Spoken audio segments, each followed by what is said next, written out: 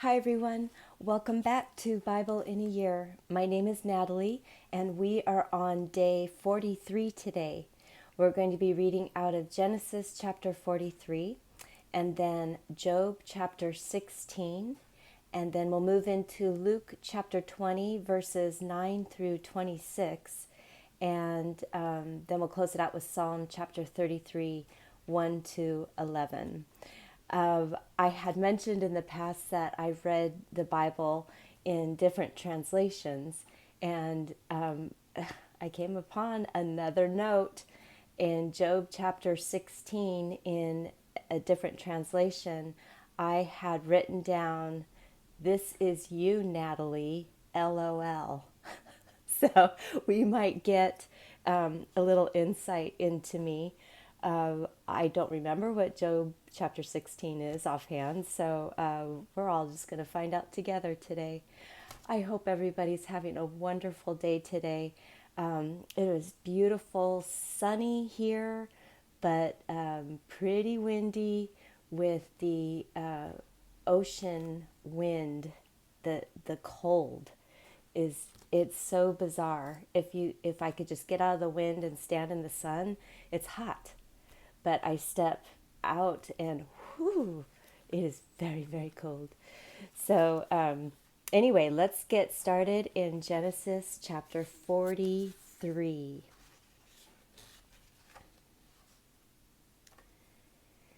The famine was severe in the land. When they had eaten up the grain which they had brought out of Egypt, their father said to them, "Go again, buy us a little more food."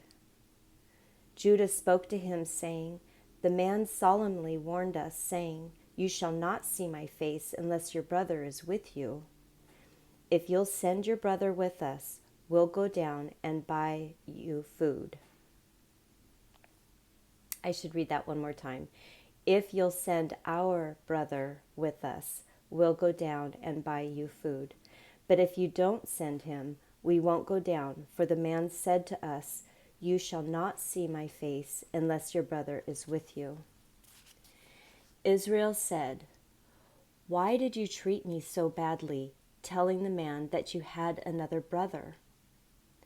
They said, "The man asked directly concerning ourselves and concerning our relatives, saying, 'Is your father still alive? Have you another brother?' We just answered his questions. Is there any way we could know that he would say, 'Bring your brother down'?" Judah said to Israel his father, "Send the boy with me, and we'll get up and go, so that we may live, and not die, both we and you, and also our little ones. I'll be collateral for him. From my hand will you require him. If I don't bring him to you and set him before you, then let me bear the blame forever. For if we hadn't delayed, surely we would have returned a second time by now." Their father Israel said to them, "If it must be so, then do this. Take from the choice fruits of the land in your bags, and carry down a present for the man, a little balm, a little honey, spices and myrrh, nuts and almonds, and take double money in your hand, and take back the money that was returned in the mouth of your sacks. Perhaps it was an overnight.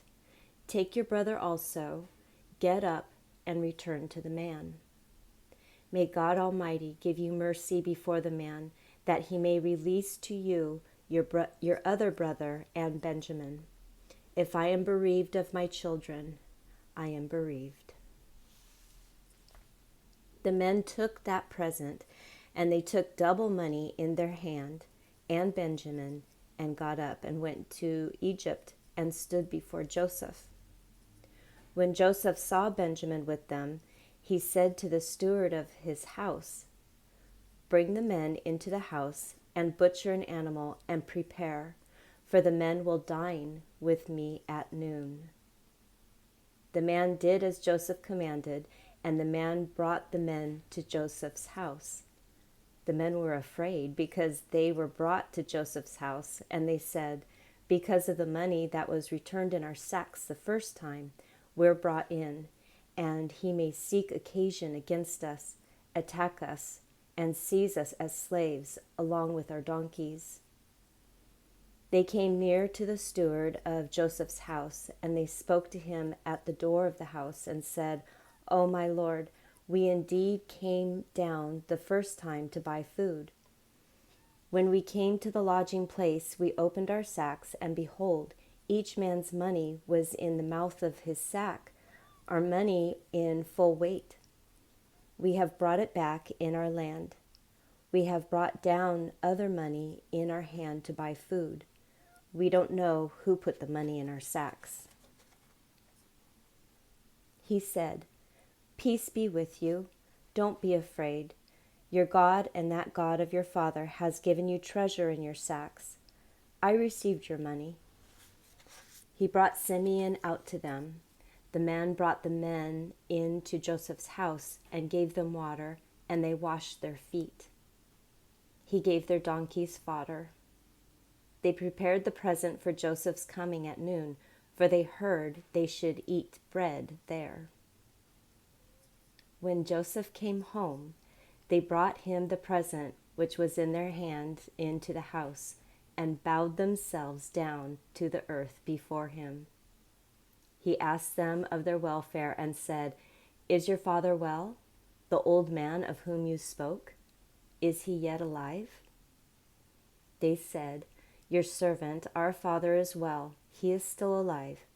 They bowed down humbly. He lifted up his eyes and saw Benjamin, his brother, his mother's son, and said, "Is this your youngest brother of whom you spoke to me?" He said, "God be gracious to you, my son." Joseph hurried, for his heart yearned over his brother, and he sought a place to weep. And he entered into his room and wept there. He washed his face and came out. He controlled himself and said, "Serve the meal."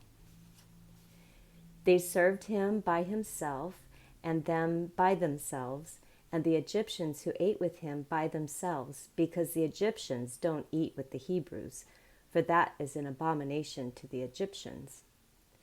They sat before him, the firstborn according to his birthright, and the youngest according to his youth, and the men marveled with one another. He sent portions to them from before him, but Benjamin's portion was 5 times as much as any of theirs. They drank and were merry with him.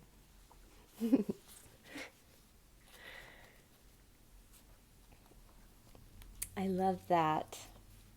Siblings, they're the best. Okay, Job chapter 16.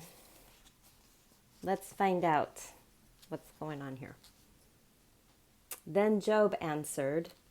Job is talking with his friends who are not being very helpful whatsoever. I can already identify. All right, Job chapter 16. Then Job answered, "I have heard many such things. You are all miserable comforters. Shall vain words have an end? Or what provokes you that you answer? I also could speak as you do. If your soul were in my soul's place, I could join words together against you and shake my head at you. But I would strengthen you with my mouth. The solace of my lips would relieve you. Though I speak, my grief is not subsided. Though I forbear, what am I eased? But now, God, you have surely worn me out. You have made all my company desolate. You have shriveled me up. This is a witness against me. My leanness rises up against me. It testifies to my face. He has torn me in his wrath and persecuted me. He has gnashed on me with his teeth. My adversary sharpens his eyes on me. They have gaped on me with their mouth. They have struck me on the cheek reproachfully. They gather themselves together against me. God delivers me to the ungodly and casts me into the hands of the wicked. I was at ease, and he broke me apart. Yes, he has taken me by the neck and dashed me to pieces. He has also set me up for his target. His archers surround me. He splits my kidneys apart and does not spare. He pours out my bile on the ground.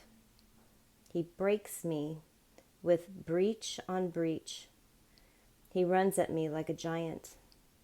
I have sewed sackcloth on my skin, and I have thrust my horn in the dust.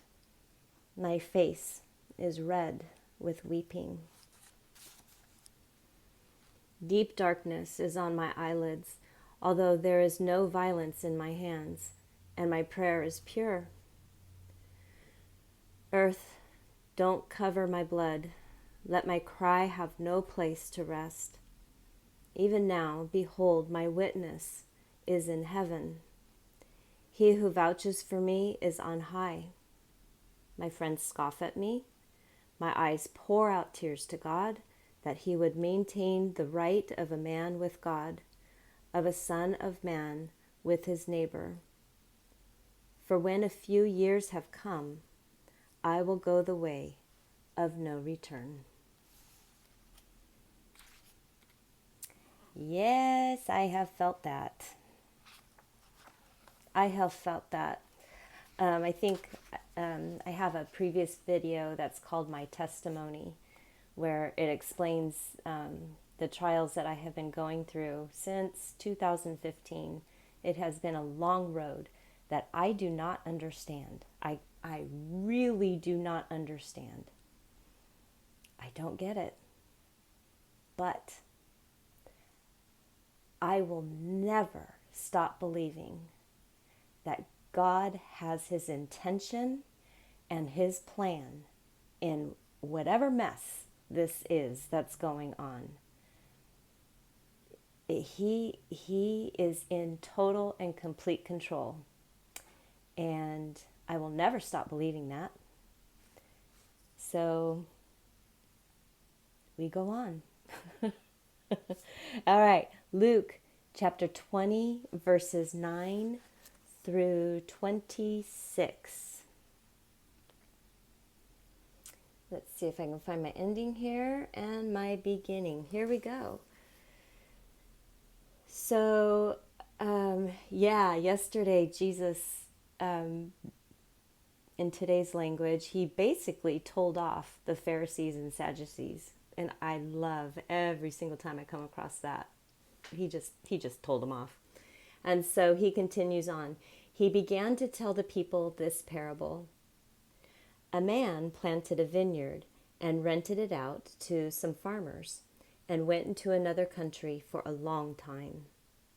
At the proper season, he sent a servant to the farmers to collect his share of the fruit of the vineyard. But the farmers beat him and sent him away empty. He sent yet another servant, and they also beat him and treated him shamefully and sent him away empty. He sent yet a third, and they also wounded him and threw him out. The Lord of the vineyard said, "What shall I do? I will send my beloved son. It may be that seeing him, they will respect him." But when the farmers saw him, they reasoned among themselves, saying, "This is the heir. Come, let's kill him, that the inheritance may be ours." Then they threw him out of the vineyard and killed him. What therefore will the Lord of the vineyard do to them? He will come and destroy these farmers, and will give the vineyard to others. When they heard that, they said, "May that never be." But he looked at them and said, "Then what is this that is written? The stone which the builders rejected was made the chief cornerstone. Everyone who falls on that stone will be broken to pieces, but it will crush whomever it falls on to dust." The chief priests and the scribes sought to lay hands on him that very hour, but they feared the people, for they knew he had spoken this parable against them. They watched him and sent out spies who pretended to be righteous, that they might trap him in something he said, so as to deliver him up to the power and authority of the governor. They asked him, "Teacher, we know that you say and teach what is right, and aren't partial to anyone, but truly teach the way of God. Is it lawful for us to pay taxes to Caesar or not?" But he perceived their craftiness and said to them, "Why do you test me? Show me a denarius. Whose image and inscription are on it?" They answered, "Caesar's." He said to them, "Then give to Caesar the things that are Caesar's, and to God the things that are God's." They weren't able to trap him in his words before the people. They marveled at his answers and were silent.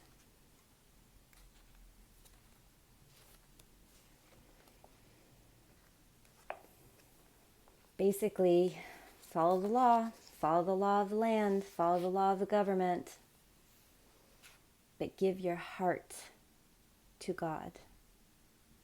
Give your heart to God. Psalm 33, 1 to 11.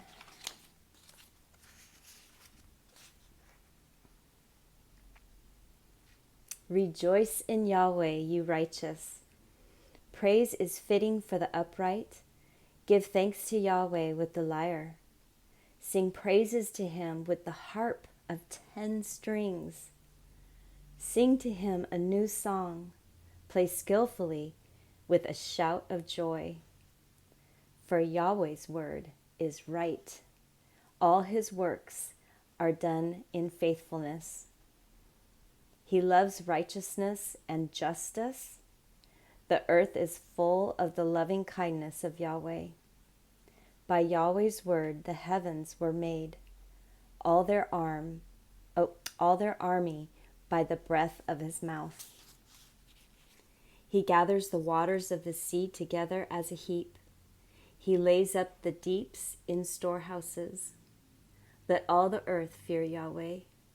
Let all the inhabitants of the world stand in awe of him. For he spoke, and it was done. He commanded, and it stood firm. Yahweh brings the counsel of the nations to nothing. He makes the thoughts of the peoples to be of no effect.